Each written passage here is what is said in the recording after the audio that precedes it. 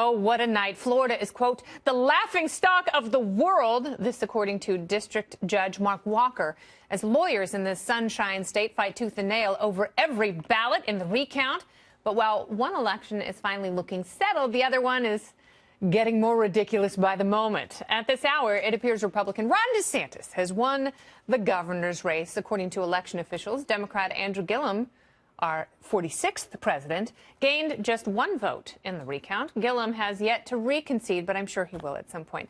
Ron DeSantis is now calling himself governor-elect. And you know what? I may start doing that, too, tonight. Why not? Thank you, Florida.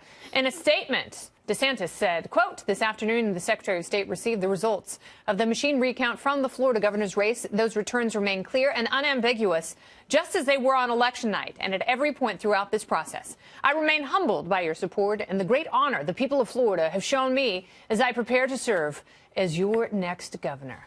Amen. The Senate race, well, that's a different story altogether. We still don't have a winner. And like I said, it's getting weirder by the minute. As you know, Republican Rick Scott has been leading Democrat incumbent Bill Nelson by more than 12,000 votes. No fewer than 14 lawsuits have now been filed. Well, that's fun. In Palm Beach County, the Florida Secretary of State has ordered a manual recount of all the votes.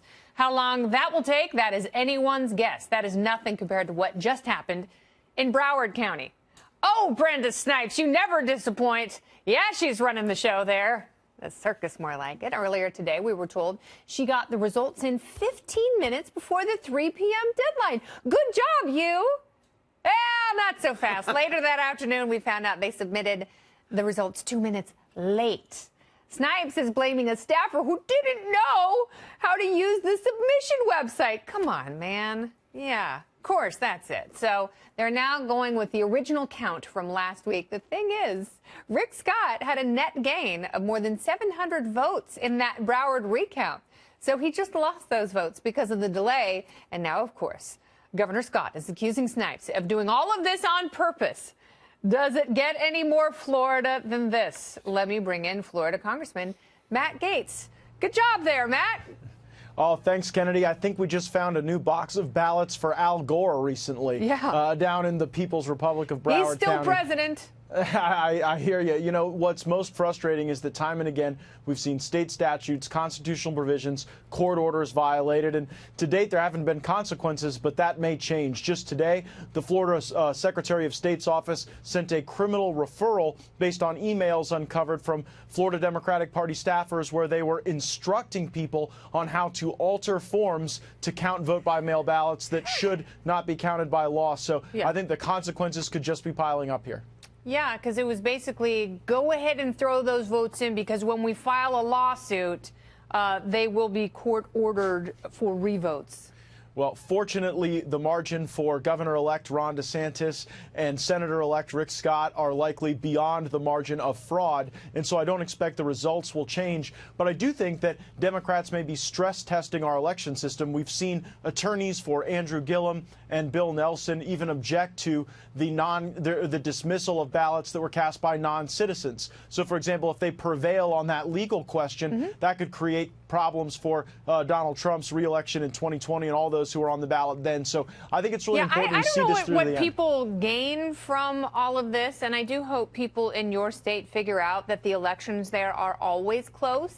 Yeah. And given that, we should probably have ballot counting machines that don't smoke and sputter when you kickstart them.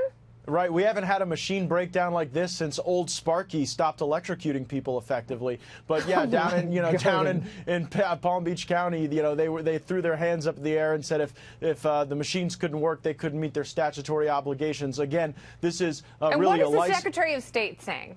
Well, not nearly enough. I think the Secretary of State should have come in and placed those two offices in receivership of the state. We should have gotten, senior Republicans and Democrats together to have more transparency because, Kennedy, you're a big transparency hawk. You stay on us in Congress when we don't really fulfill that obligation for transparency, and it's the ultimate antidote to corruption and fraud. And so when we have local officials standing in the way of transparency, telling reporters that they're going to be arrested if they don't turn their cameras off, then it really creates an ecosystem where fraud could flourish. Now, this is 2 counties in Florida, Kennedy. Yeah. Up in my district, people voted the right way, they counted the ballots the right way, and we don't want to see our legal, legitimate votes diluted by fraud in other parts of the state. You don't want to see things thrown out, and it just goes to show you, who needs Russia? Right. I wish the Democrats in Congress were half as worried about the election meddling in South Florida as they are with this theory that somehow Russia impacted the outcome of the 2016 election. Oh, no. Human beings can screw it up all by themselves. And, we really thought that the 2000 presidential race would hold some lessons for the rest of us. But here we are again in 2018. Florida's close in the presidential race in 2016. So, it's really no surprise. And Palm Beach County, and this is so shocking, had $11 million set aside for new vote counting machines, and they decided not to get them because, I don't know, someone hid the catalog in the break room, and we don't know where the Post-it was for the one they really wanted.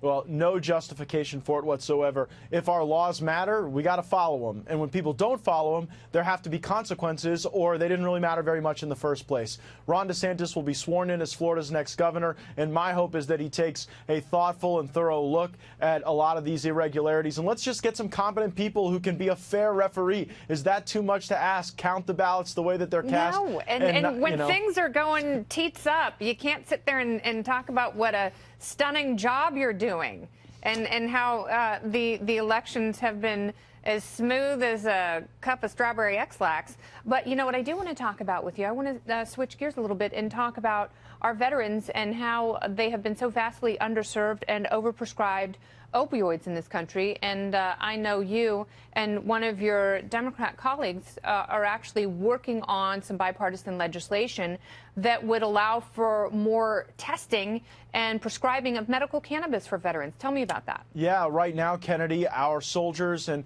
they return home and they get the combat cocktail of aggressive barbiturates and opioids. It leads to depression and problems with family and suicide. And so I've joined with Democrat Congressman Seth Moulton, and we're looking to create more research and more treatment options so that when our veterans go to the VA, we start with something that might be less addictive, more helpful in a pain circumstance. And look, I mean, none of us, no matter what side of the aisle we're from, should be against unlocking cures and innovation and more opportunities for people to live better lives. So I think cannabis reform is one step in that process, and this should not be partisan. Republicans and Democrats should be working together to unlock those cures and liberate ourselves from these dogmas of a generation past that said that cannabis is bad in all circumstances. Well, it's not a generation past. That was an attorney general 10 days ago. Right. Well, it was also a rules chairman in the House a few weeks ago, but he wasn't reelected.